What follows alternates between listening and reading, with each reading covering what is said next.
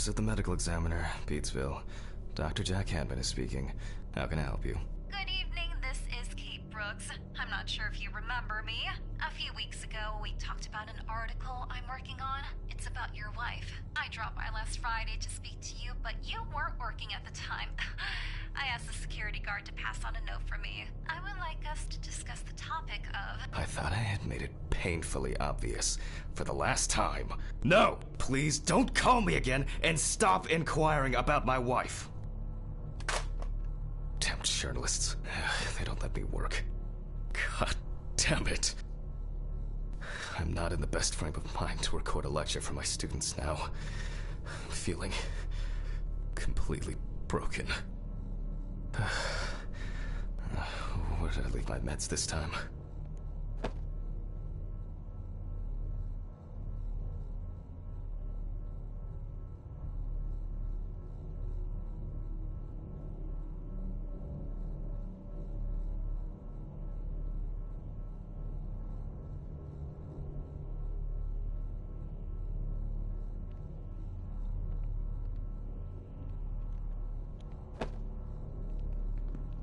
They definitely pay me too little for this.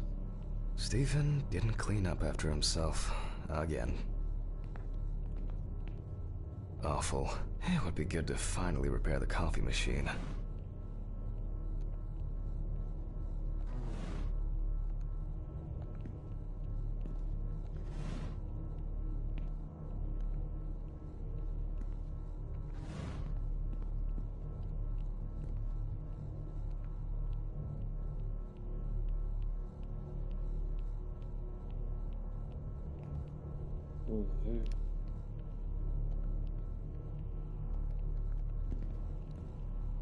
I guess it was in another life.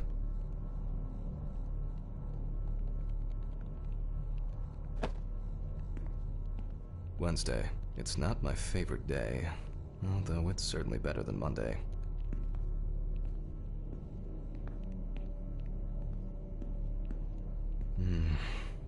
Another kidnapping this month.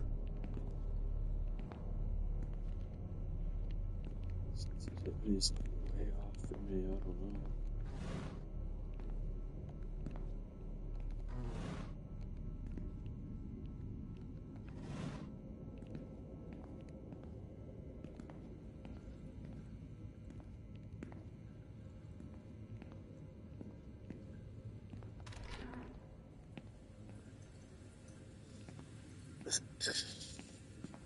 Okay, time to pull myself together. And get back to work. I need to set up the camera first. I've already taken my pills, not looking to overdose.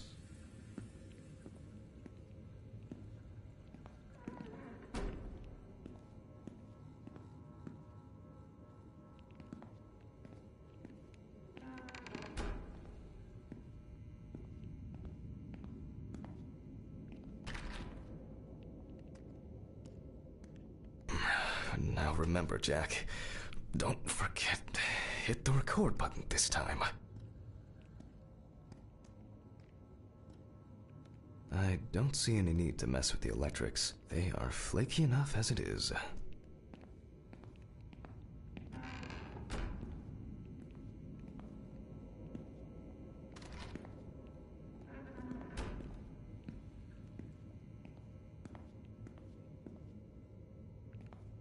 Let's hope I'm not caught short this evening.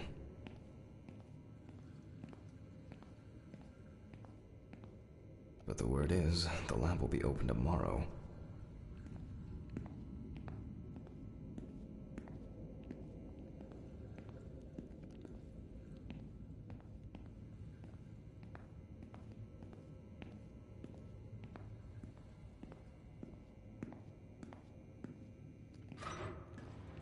Hopefully the new tripod is going to hold up.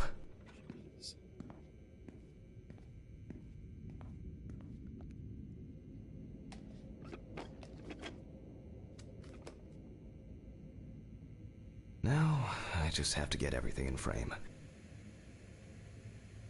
This should be fine. The recording for medical students from the University of Missouri. This autopsy is conducted by Jack Handman. Hello, everyone. welcome to the autopsy room. Today, you will have the dubious pleasure of following a full autopsy, step by step. For those of you who have already performed your first autopsy, this will refresh your basic knowledge. In turn, for those whose knowledge is only theoretical, I advise not to watch this after a meal.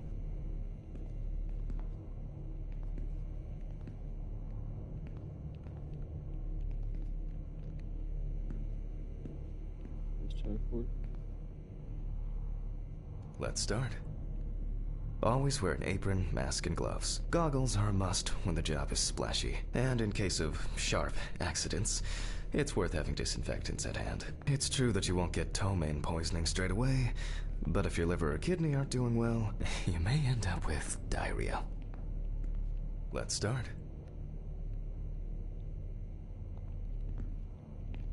Shit, I don't know.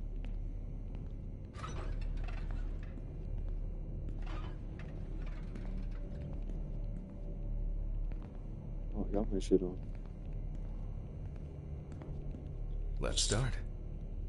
The cadaver is placed on its back on the autopsy table. The pathologist stands on the right of the deceased. Make sure that all the necessary tools are always at hand so that you don't have to run around looking for something, like I do all the time.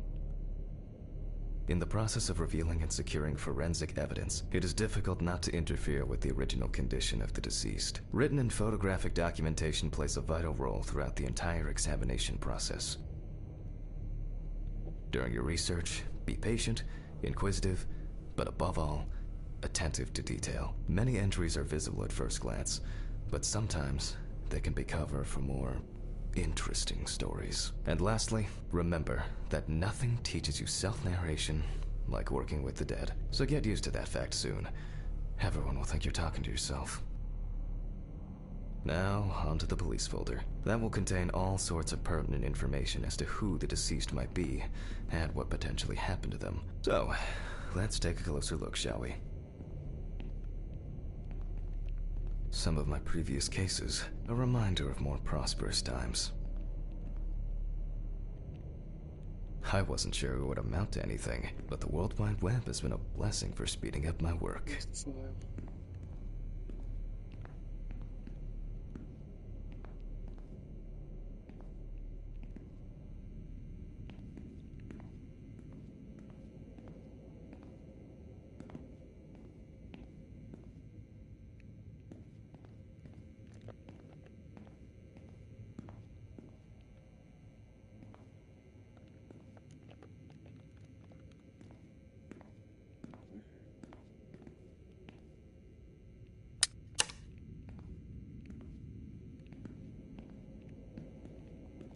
Fuck. There. The deceased was found on the outskirts of a parking lot at a gas station, where he often begged and persistently offered drivers to wash their car windows. Yeah.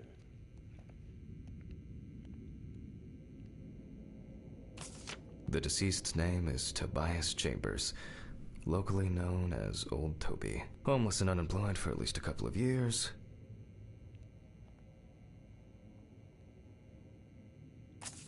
The body was noticed by a station employee during the morning shift. Initially, he thought that someone had thrown some boots and a coat in a nearby ditch. It took him a moment to recognize the pile of clothes as the body of a man. He worked most of his life at the local port dealing with unloaded cargo. He was fired for being drunk and starting fights. His son runs a hardware store on his own. His wife left him years ago. They both had no contact with the deceased.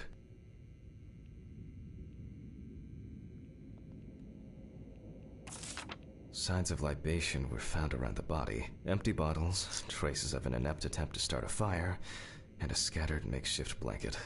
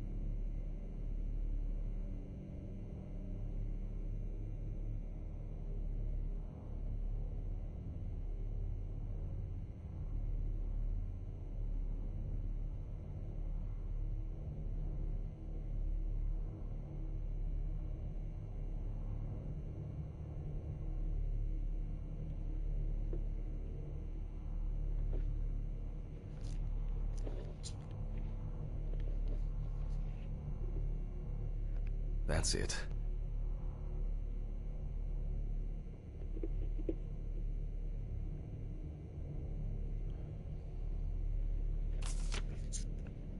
It's worth remembering the context around the scene of a death. This allows you to better interpret any traces found on the body. I shouldn't start the procedure without gloves.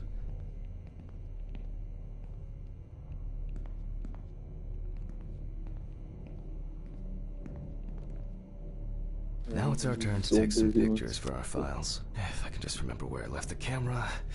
Aha! There you are. I knew it was here somewhere. As I mentioned at the beginning, before we begin the internal examination, we need to document the cadaver and the condition it arrived in. We begin with a full body photo. Try and stick to the top-down rule, but this is not always possible. Let's keep in mind it's all about the legibility, not the perfect frame. Voila, now we move on to the next step, looking for traces. Take your time.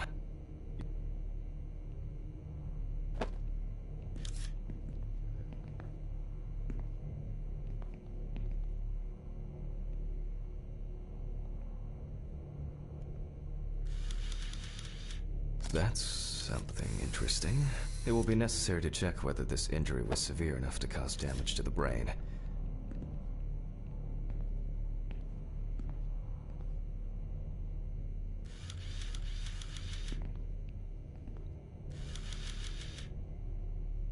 A poorly healed wound. Looks old. I'll take a closer look later.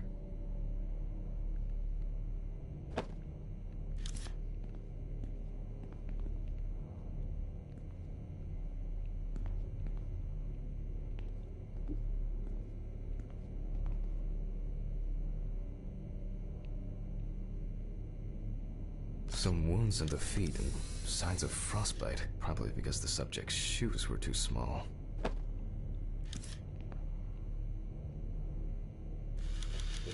Hardened hands, worn out by physical work, and frostbite? In a moment, we will check which of our initial observations will be worthy of further consideration. But before we get to that, I need to write down some basic data.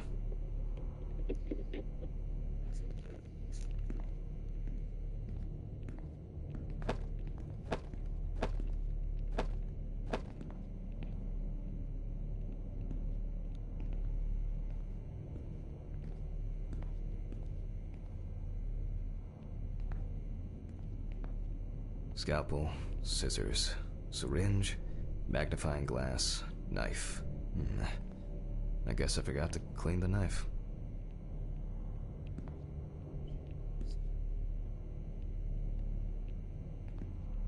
Scalpel, scissors, syringe, magnifying glass, knife. I guess I forgot to clean the knife. Personal information. The deceased was unclothed. Date. Okay, as you can see, I note everything down on previously prepared forms. Every pathologist must keep a detailed record of every step of the autopsy. This not only allows you to track the procedure, but also collates the results together, upon which you may back up your conclusions. So, enough of the boring prep. Let's begin by taking a closer look at the spots I photographed earlier. For this, you're going to need a magnifying glass. Which spot first? I can confirm the presence of ecchymosis on the deceased man's head. The appearance indicates the intravital nature of the wound. Add alcohol, which I can clearly smell, and this was an accident just waiting to happen.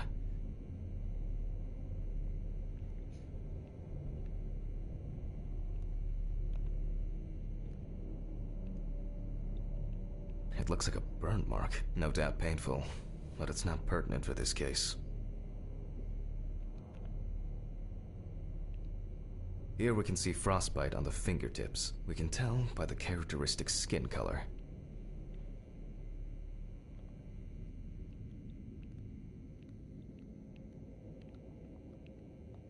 Definitely a painful mix of frostbite, abrasions, and blisters. Old Toby had been wearing shoes too small for him for a very long time. That's if he wore any at all. So far, there are a lot of superficial wounds, but only one serious injury to the head. Let's go back to our notes. First, I mark the location of the injuries and make notes for each of the head wound. Definitely an important clue. This is something we'll investigate. We're not in frost season yet, but high humidity, wind, and the inability to warm up can also be causes of frostbite. Even though this type of wound didn't contribute to the deceased's death, we're still required. If Toby's body was cold for a prolonged period, the frostbite could have resulted from the body's defense reaction. The safety of the internal organs is more important than fingers, nose, or ears. As you can see, we don't have much to go on. Let's write down what preliminary causes of death we can think of. Various types of accidents are a common cause of death among the homeless and the elderly. Perhaps old Toby slipped and accidentally hit his head. Considering the conditions in which he slept, his body may have become hypothermic. The nights have been particularly nasty lately. We will check if there are any signs of freezing internally. This is of no interest to us.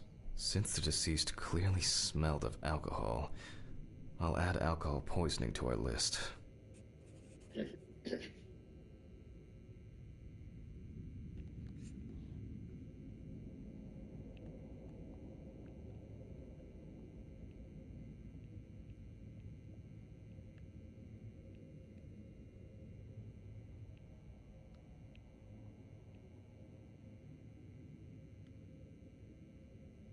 We still have one thing left from the basics: rigor mortis. Well, we take our deceased by the hand, gradually re-raise it,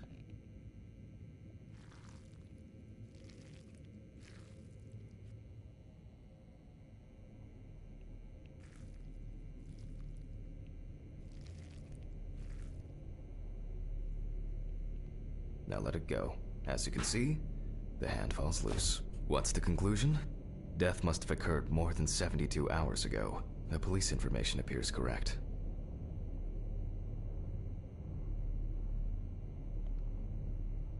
Head trauma seems the most promising, so we'll start there. For this, I need an oscillating saw. What? Oh my god.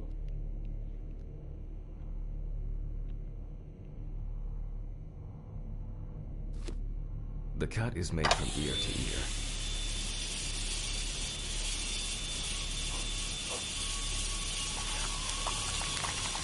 Oh my god.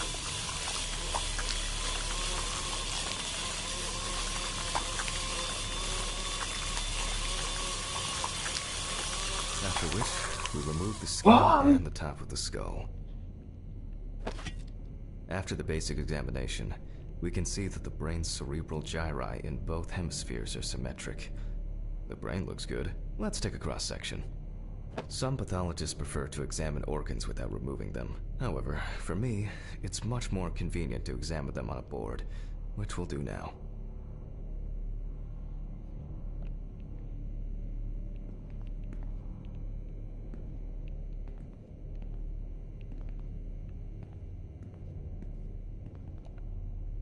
Holding a long, narrow blade knife in the dominant hand, we slowly cut the cranial nerves on both sides, all the time pulling the brain towards us.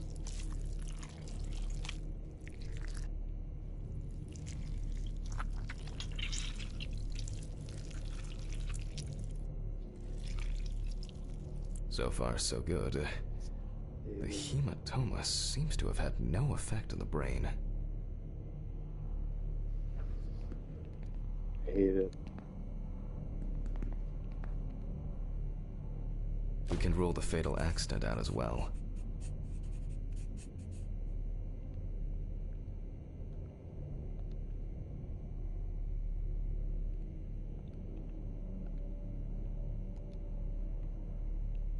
Brain is in good condition, so we have no choice but to proceed to the internal examination of the other organs. I grab a scalpel from my kit. The incision should be in the shape of a letter Y. We use a deep cut to reach all the way to the ribs and to penetrate the abdominal wall.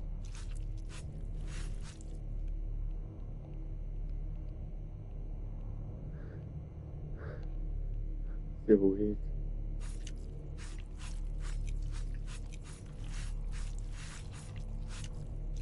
Alright, now we peel back and separate the skin. Oh no.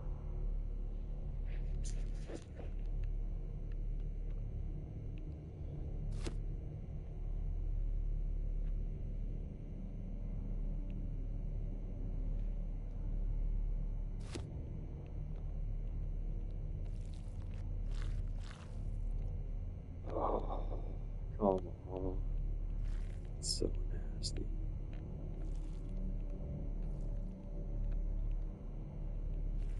Now, we need to remove the ribs. We'll need the loppers for this.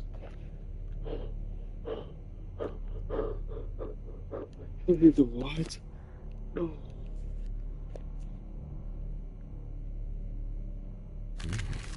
Quite a satisfying crunch, for some anyway.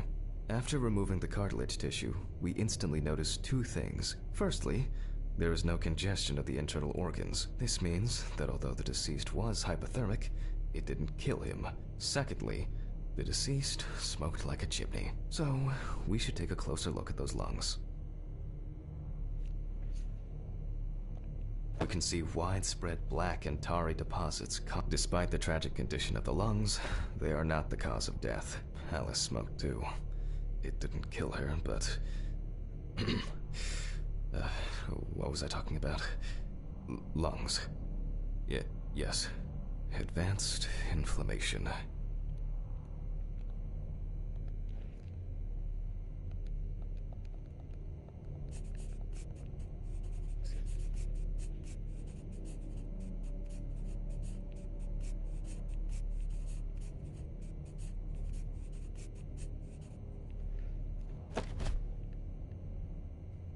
What now?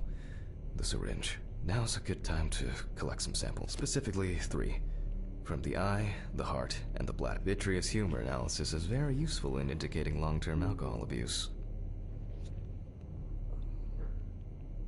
5 milliliters from the left ventricle should do it.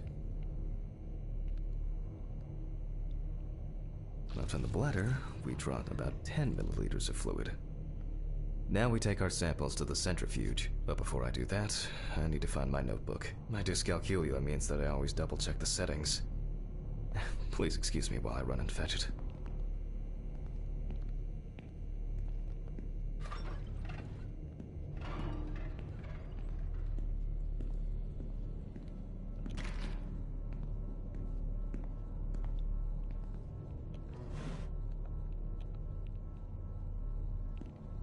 Stephen didn't clean up after himself. Again, this whole thing is covered in stains. I should check this out under the microscope sometime. Let's get back to the examination.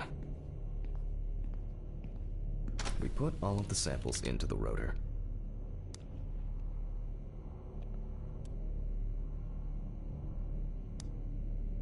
Now, we set the appropriate time and speed.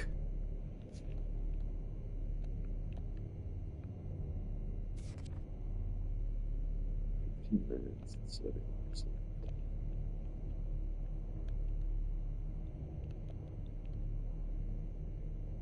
Okay, let's roll.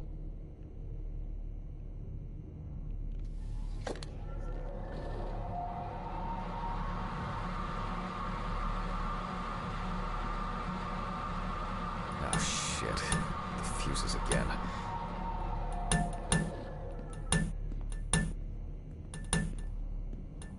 Where were we? Oh yes, the blood alcohol concentration. Let's see what we've got here.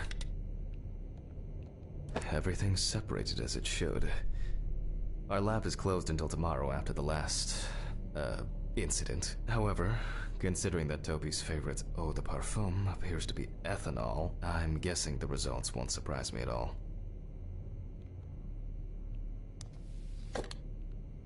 Let's go further.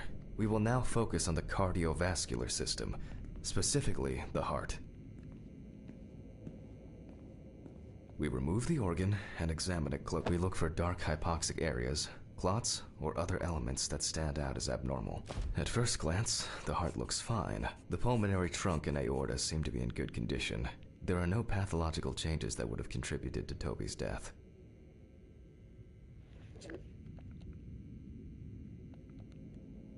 Now let's take a closer look at the size is normal, healthy, pink color.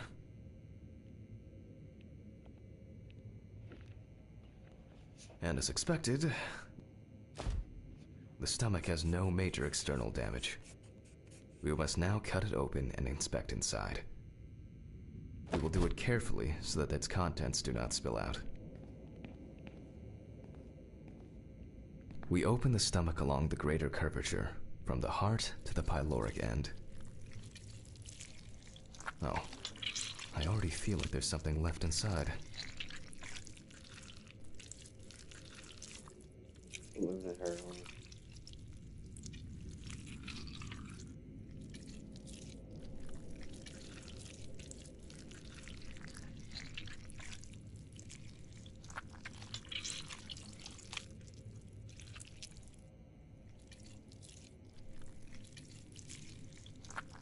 Okay, large amount of gas, small amounts of yellow, grayish food content, resembling some kind of meat.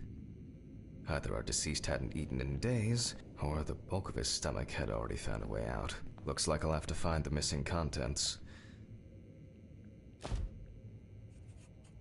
There are two ways here. One is obvious, and the other is... It couldn't have been suffocation, could it? I'll add this to the list and move on to the deceased's neck. At first glance, the trachea looks normal. Same result as with the stomach. The external inspection doesn't tell us anything. This time we'll cut on a tray.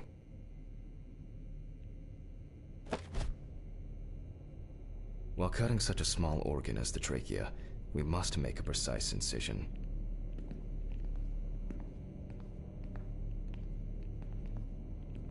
To be able to cut with the very tip of the blade, we must hold the scalpel as we would a pen.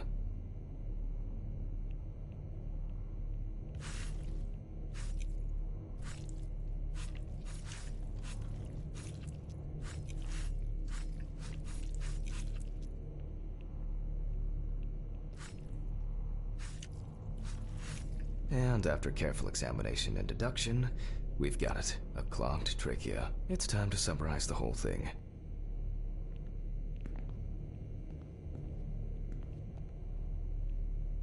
Based on the report and preliminary documentation, it's safe to assume that the deceased passed out after consumption of alcohol and then fell asleep on his back. Then, the gastric contents refluxed and flooded the airways, causing death.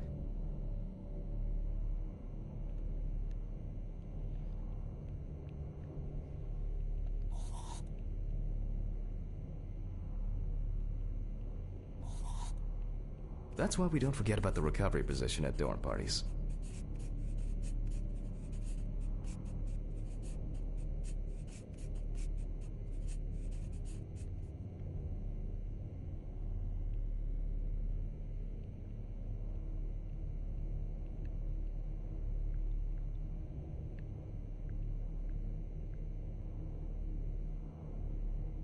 And now it's all clear. The death was suffocation. Now, signature. The mystery is solved. But for us, this is not the end. First, the dead body needs to be cleaned up.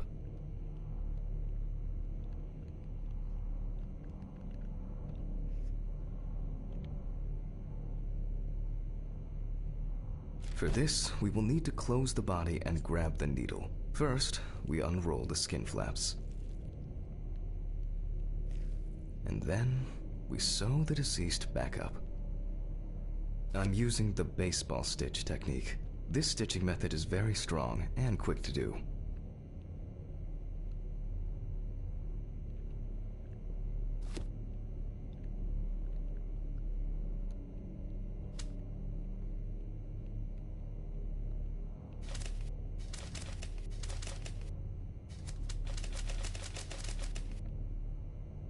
Beautiful. Now we say goodbye to the deceased and put them safely in the fridge, ready for the next stage of their journey.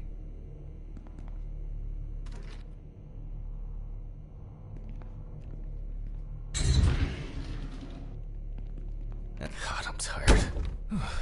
I'll drop these samples off at the lab on the way to the bar.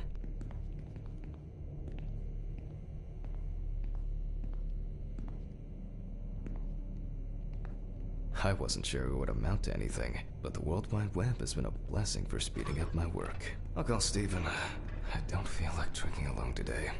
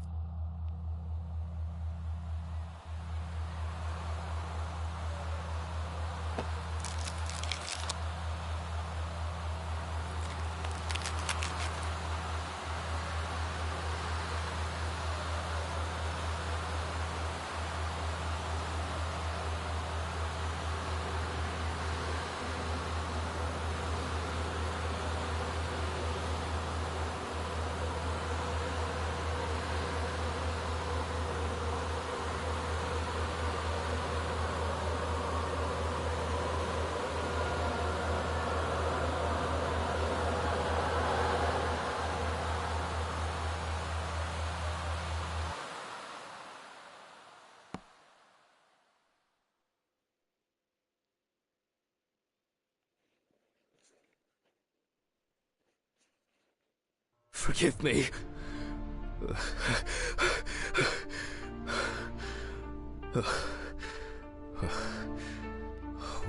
What?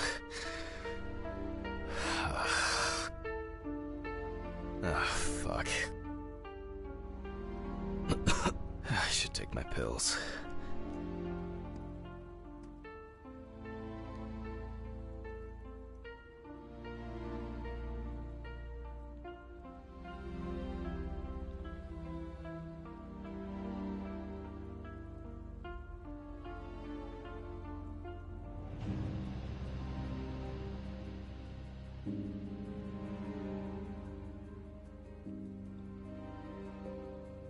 It's been almost a year. It always hurts to look in here.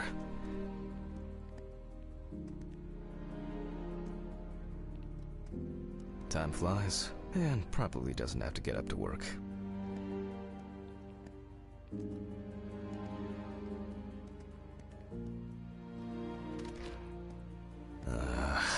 So much light everywhere.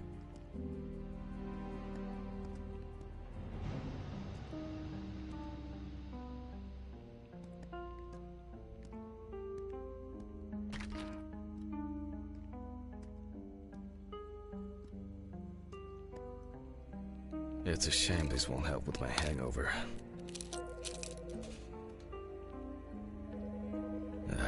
The fucking phone. Okay. I know I'm late. I'll be there soon. It's not like the dead are impatient. Jack, no. Alice? Who is this? It's Charlotte Graves. Oh. God, I'm sorry. I didn't recognize you. I thought it was work calling. It's okay. I hate it when work calls me at home, too. How is everything? We haven't talked since... you know. Well, there are good days, and there are bad days. What can I say? At least I can hide away at work. Well, you always were the most comfortable in the dissecting room. Listen, I have an unusual request. Okay, how can I help? It's nothing serious. I just wanted to ask, do you have any pictures of Alice? Maybe one where the two of us are together? I'd love to have something to remind me of her. I guess. I'm not sure. I'll look through her things. Thank you. I'm sorry to trouble you with this. All this can't be easy for you. I'll get through it somehow. I've been meaning to sort through her stuff for a while. Have you asked Stephen if he has anything? Yes, I spoke with him this morning. He said he gave everything to their mother and that I should ask you. I see. Jack, I know you're trying. That you cope somehow. Stephen's there for you. Although, well, we all know how he can be. But, I mean, if you want him to reminisce about Alice, talk. I really should go now. I overslept, I'm late for work, and I still have some errands to run on the way. Oh. Okay, sure. Sorry to keep you. I'll look for something and send it over. Thanks for the call, and bye. Oh, do you have my address? Not on hand. You'd best remind me again. 292 Browning Lane, apartment 432, Johnson City, New York, 13790. Got it. Thanks. Thank you. It would mean a lot to me. Just miss her so much. Yeah, me too. And that's okay. Really, no problem. Thank you. Take care, Jack. You too, Charlotte. It was nice to hear you. Well, that was a bit unexpected. I should probably find something to send.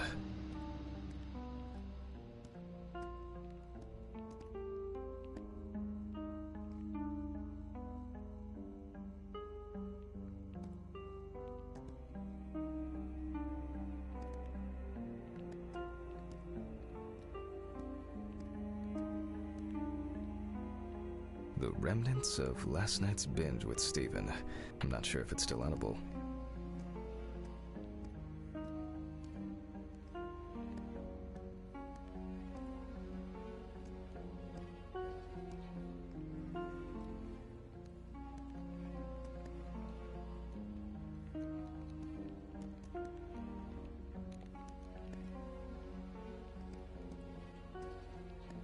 Alice didn't like this portrait.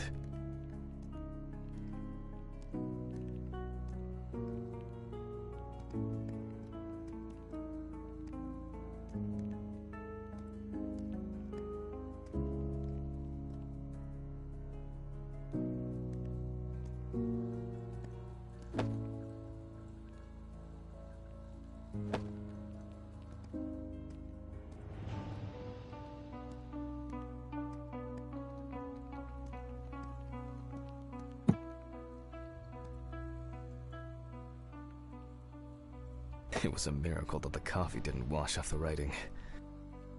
And that she said yes.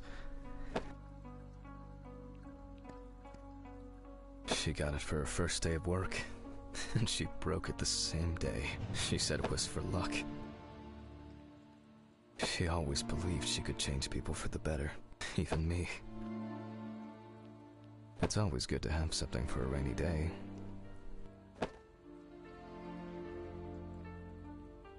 Till death do us part. I wasn't able to support her through this.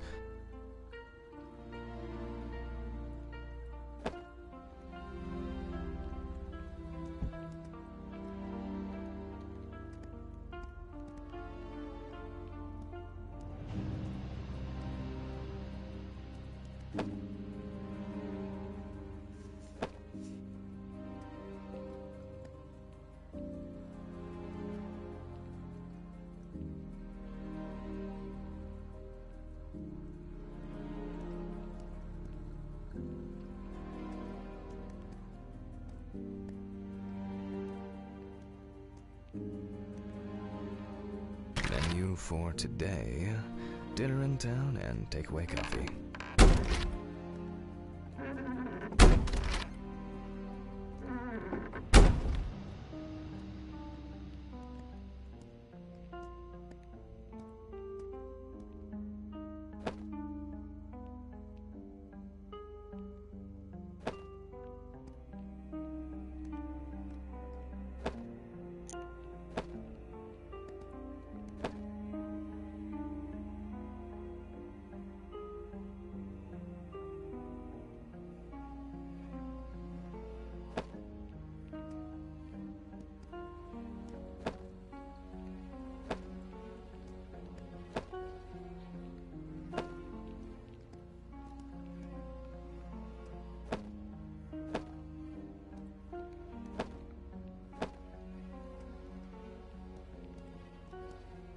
in the mood for music lately. They certainly have more will to live.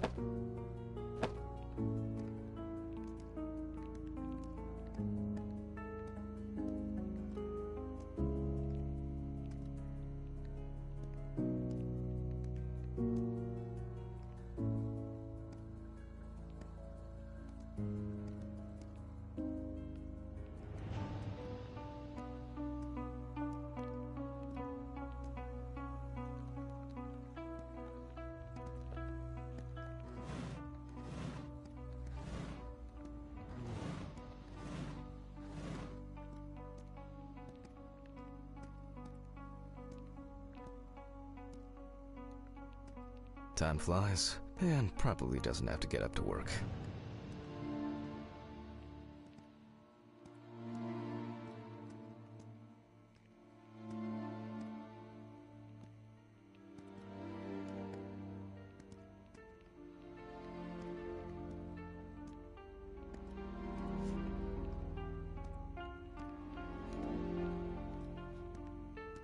I'm finding 100 pictures of her, but how do I pick one?